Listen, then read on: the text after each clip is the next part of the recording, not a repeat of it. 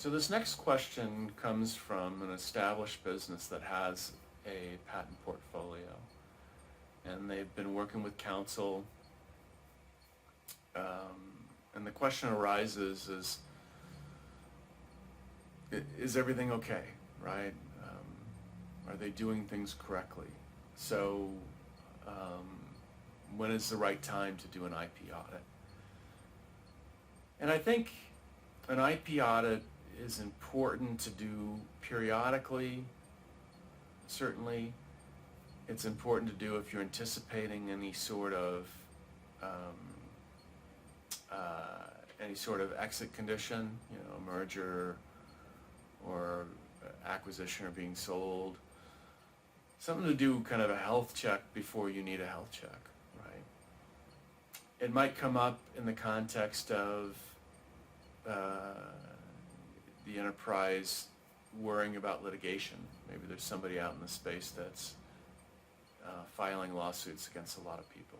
The question is do we have a good defensive patent portfolio?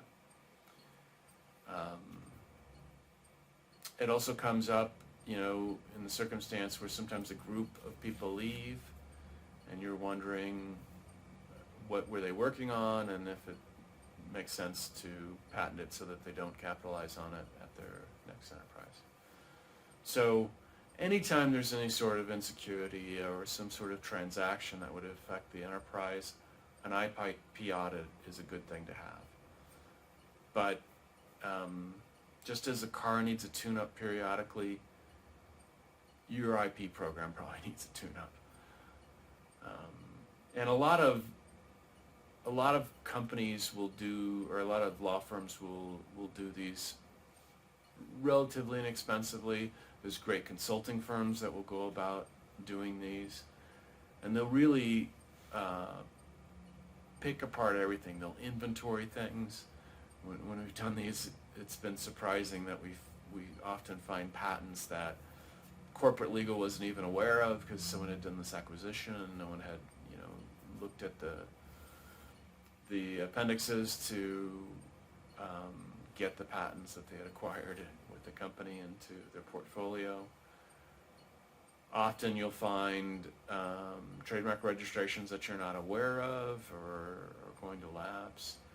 So going through and doing that initial inventory as part of the audit, and then sizing it up with respect to the competition and what other people are doing in that space.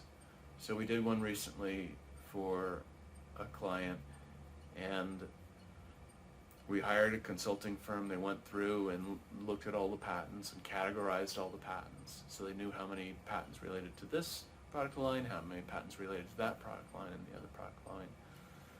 And then they also looked to see how the competition stacked up in those different product areas.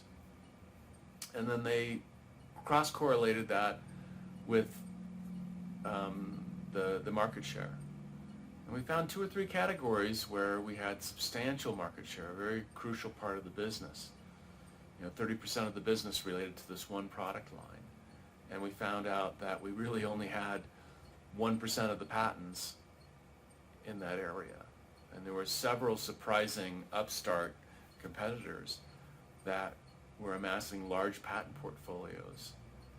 And when you get a situation like that where somebody has a very small piece of market share but a very large patent portfolio, that's all the makings for them asserting their patents and using them as a weapon to perhaps grab more market share by pushing you aside with patent litigation. So they can be very instructive just to kind of look at what is going on. Another common issue that comes up is things, the assignment records aren't updated, or perhaps there were liens that were given as you got loans down the line and nobody released the liens. It's very common. The lender's very diligent about getting those liens on your portfolio when they give you the money. And when you pay off the loan, they're far less diligent about it. So going through and checking up on that. When the work product is produced, the audit is produced, gives you a very good high level view of what's going on with your portfolio. Are you filing in the right countries? Are you filing enough on the various product lines? Does it match up? Does your patent spend match up with the opportunity in the coming years? And you'll find often there's huge mismatches. You'll find one area that has some scientists and engineers that are very prolific on filing patents. And maybe that's a tiny part of the business, but a huge part of your patent spend. Is try and get that patent budget aligned with the opportunity, and you'll get the most value out of your patent portfolio. So just stopping and taking a look at what's going on is really, really helpful. And there's no wrong time to do it.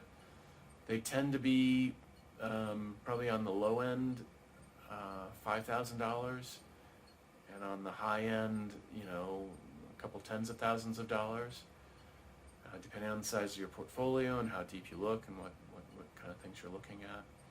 But when you're spending a tremendous amount of money on patent protection anyway, to look under the hood, tune things up, and be certain that everything is operating properly and that you're getting the most value from your patent spend. You'll save far more than that just by filing one less patent here and one more patent there. A simple decision like that over time will save you tens of thousands of dollars, such that these audits are really helpful as you look at the high-level strategy and figure out how to allocate your budget and your resources over time. So, hope that answers the question. If you do have any follow-up or any further questions, put them in the comments below. Thank you.